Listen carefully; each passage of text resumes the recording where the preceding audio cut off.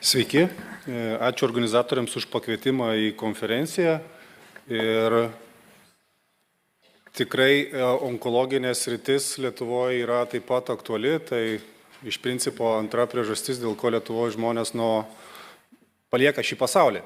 Kasmet Lietuvoje nustatoma apie 18 000 naujų onkologinių susirgymų ir šiai dienai, gerėjant diagnostikai, gerėjant gydymo metodams, mūsų visuomenė yra apie 150 000 žmonių sergančių vėžių. Tačiau daliai tų pacientų nepavyksta ir išgydyti ligos nepavyksta. Ir dažniausiai tai yra dėl to, kad liga nustatoma vėlyvose stadijose. Lietuvoje statistikos duomenim apie 21% mirčių yra dėl prostos vėžio. Išvertus į absoliučius skaičius, tai mes kasmet prarandam apie 8 000 gyvybių dėl onkologinių susirgymų. Ir mano pranešimo tema tikriausiai būtų tai, kad pirma stadija nenuosprendis, o to pergalės pradžia. Lietuvoje mes turim 4 onkologinės patikros programas, kurios yra 3 iš kurių yra rekomenduojamos visos Europos Sąjungos narėse šalyse, krūties vėžio, gimdos kaklelio, storosios žarnos vėžio. Neapsistosiu aš prie mūsų to algoritmo, koks patikrų yra režimas ir dažnis. Priešinės liaukos prostos vėžio patikros programa, jinais Lietuvoje yra išskirtinė tuom, kad nei viena kita Europos Sąjungos šalis neturi šitos programos. Mes su šitą programą startavom 2006 metais ir kaip nebūtų juokinga, jinais buvo paleista dėl to, kad turi būti lygios teisės moteriams ir vyrams. Turėjom 2 programas moteriams krūties ir gimdos kaklelio, o nebuvo vyrams. Ir politikai tuo metu, prieš 20 metų, paleido tą programą. Atrodo juokingai, tačiau ilgoj perspektyvoje po 20 metų visa Europa dabar turi rekomendaciją, kad prostos vėžio prevencinė programa būtų įtraukta į visų šalių narių politikos gaires. Kokiagi ta skvarba yra tų programų, ar ne?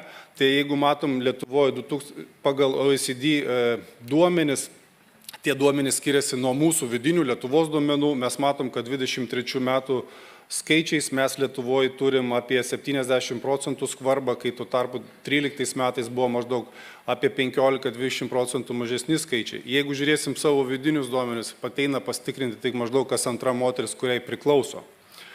Gimdos kaklelio duomenys irgi yra analogiškai skiriasi tarptautiniai ir mūsų vidiniai.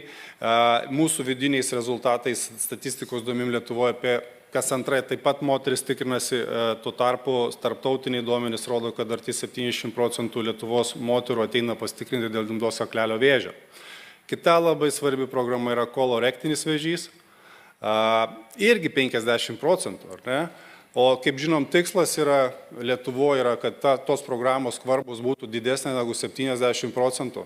Europos Sąjungos rekomendacijos pagal planą Europe Beats Cancer 2030 metais tas skaičius yra net ir 90% užkeltas. Tai kaip matom, net ir pačios pažangiausios Europos šalis tos skaičiaus nepasiekė.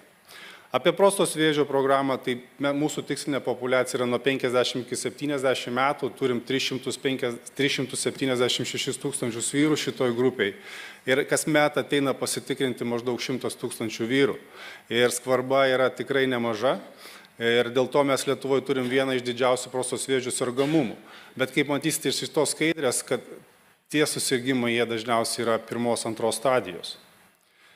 Ką lemia tai, kad mes tas programos vykdom? Mes nustatom daugiau ankstesnių 1-2 stadijos susirgymų. Ir kaip matot, 1 stadijos moteris su krūties vėžiu 5 metus išgyvena faktiškai 100%. Tai jeigu mes paimsim 2 klasiokės, kurios tikrinasi, o kita nesitikrina, vienai nustatėm ligą 1 stadijoje, kitoj nustatėm 4 stadijoje, tai ta moteris, kuriai nustatytas vėžys 4 stadijoje, jis turi 4 kartus didesnę tikimybę ar per artimiausius 5 metus numirti. Tuo tarpu, kai ta moteris, kuriai 1 stadijoje nustatyta liga, pravedus adekvatų gydymą, jinai gyvens ir greičiausiai pasveiks, nes statistiškai 5 metus išgyvenęs žmogus yra pasveikęs nuo onkologinio susirgymo. Storosios žarnos, gimdos kaklelio vėžio duomenys irgi analogiški. Jeigu mes tą ligą pagaunam anksti, faktiškai 90% žmonių pasveiksta. Prostatos vėžio atveju identiška situacija. Taip, čia yra niuansų dėl hiperdiagnostikos ir dėl susijusio hipergydymo, per dažno taikomo gydymo. Tačiau, kaip matot, skirtumą, jeigu jūs nesitikrinsit ir ateisit pas mane į kabinetą kaip urologą, su PSA 200, aš jums nustatysiu 4 prostos vėžio stadiją, jūsų tikimybė per ateinančius 5 metus numirti yra 70%. Jeigu žiūrėsim kaštus, kas valstybė ir nekainuoja, elementarus PSA tyrimas arba mamogramos tyrimas, jis kainuoja nuo 10 iki 30 eurų. Tai jeigu mes nustatėm pirmos stadijos ligą, gydymas dažniausiai per pirmus 2 metus valstybei kainuoja nuo 15 iki 30 tūkstančių eurų. Tuo tarpu, jeigu mes nustatom 4 vėžio stadijos ligą, ligos gydymas ateinančius 2 metus kainuoja ir tai 200 tūkstančių ir neretai tas gydymas turi būti tęsiamas iki pat gyvenimo pabaigos. Patys inovatyviausi, naujausi vaistai kainuoja 5-15 tūkstančių eurų per mėnesį. Tai matom, kokia yra svarbi ankstyvos diagnostikos problema. Jeigu dar labiau verčiant į skaičius, jeigu mes turim 4 stadijos vėžį, mes prarandam 17 kokybiškų gyvenimo metų žmogui. Kas konvertuosi, jeigu į pinigus, tai yra 1,3 milijono eurų. Ar ne? Ir tikslas yra pasiekti minimum 70%. Ir kaip sakiau, pagal naujos rekomendacijas tas tikslas yra net ir 90%. Aišku, tai yra utopija pasiekti 90%. 22 metais Europos komisija šalims narims rekomendavo pradėti galvoti apie 3 naujų programų įdiegimą.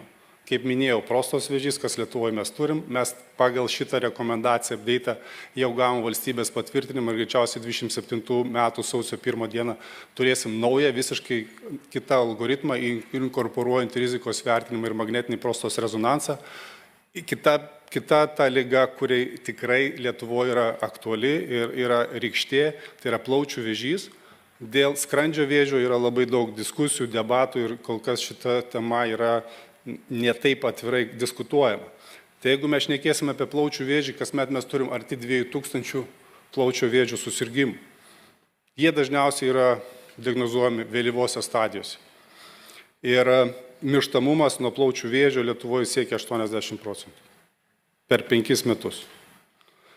Tai susirgus plaučių vėžių, tai iš principo yra didelė tikimybė, kad jūs nuo jo ir numirsit ir nepavyks išgydyti, net jeigu ir tai bus 1 ar 2 stadija. Todėl mažų dozių kompiuterinės tomografijos yra tas sprendinys, kuris tiktų ypač tai populiacijos daliai, kuri turi didelę riziką susirgti plaučių vėžių. Tai yra, reiškia, vyrai ir moteris rūkantis daugiau negu 20 metų, kasdien po pakelį cigarečių. Viena kompiuterinė tomografija, kuri kainuoja apie 150 eurų, tikrai apšvita nėra didelė, tai yra 4-5 kartus mažesnė apšvita negu paprastos krūtinės ląstos kompiuterinės tomografijos apšvita, duoda rezultatus, kurie tikrai paankstina plaučių vėžio diagnostiką ir gerina šios ligos gydymo rezultatus. Taigi vis dėlto, kur yra kliūtis, kodėl žmonės nesikreipia anksti, esant turint valstybėse profilaktinės programas, tai vienas dalykas yra nepakankamas žmonių informatumas, todėl mūsų Nacionalinio vėžio centro nuomonė yra tikslinės medijos kompanijos, šeimos gydytojų įtrauktis. Kita bėda yra striučio sindromas, kad žmonės bijo sužinoti, kad jie serga onkologinė liga, stigmatizavimas tų ligų, kažkokio tai šydo užsidėjimas. Tai yra vis dėlto irgi problema švietimo psichologinės pagalbos prieinamumo onkologiniams pacientams klausimas ir, aišku, pozityvių išgyvenimo istorijų sklaida. Kita problema yra logistiniai sunkumai, nepaisant to, kad Lietuvoje yra maža, tikrai mes matome, kad yra didžiulės disproporcijos tarp patikrų programų skvarbos. Periferiniai rajonai, kur mažiau gydytojų, kur mažesnis aprūpinimas technologijomis, jie turi prastesnius rezultatus. Ir išankstinės registracijos, mobilios komandos, mamografijos, mobilios laboratorijos galėtų tą klausimą spręsti. Šeimos gydytojų motyvacija maža, tikriausiai irgi būtų galima galvoti apie jų motyvaciją nustačius ligas 1 stadijoje ir neužkertant kelio, kas buvo anksčiau Lietuvoje. Ir socialinio-ekonominiai veiksniai. Ir apibendrinant, tikriausiai tikslas mūsų yra toks, kad bent 70% mūsų populiacijos sudalyvautų programuose, kaip jiems priklauso. Tikrai numatyti biudžetą valstybėje reklaminėms kompanijoms, tokioms kaip Netem gumos, kuri praėjusiais metais spalio mėnesį krūties vėžio žinomo mėnesio metu buvo plačiai taikoma žiniasklaidoje Lietuvoje. Tarkim, ir Lietuvos urologų draugija, mes sėklidžių vėžio akciją darom balandžio mėnesį, Check Your Balls, kuri edukuoja jaunimą nuo pat, paauglystės, rūpintis savo sveikata ir to neužmiršti visą likusį gyvenimą, kas prisidėtų prie ilgamžiškumo. Tobulinti pakvietimo sistemas, kam nėra tikriausiai jokių ribų ir aišku, galvoti apie mobilias komandas, kurios galėtų pasiekti atokiuosius šalies kampelius, kur yra tikrai pažeidžiamų grupių, galbūt didesnis skaičius, ekonominis išsivystymas mažesnis ir panašiai. Tai tiek trumpai apie onkologinę problematiką ilgamžiškume.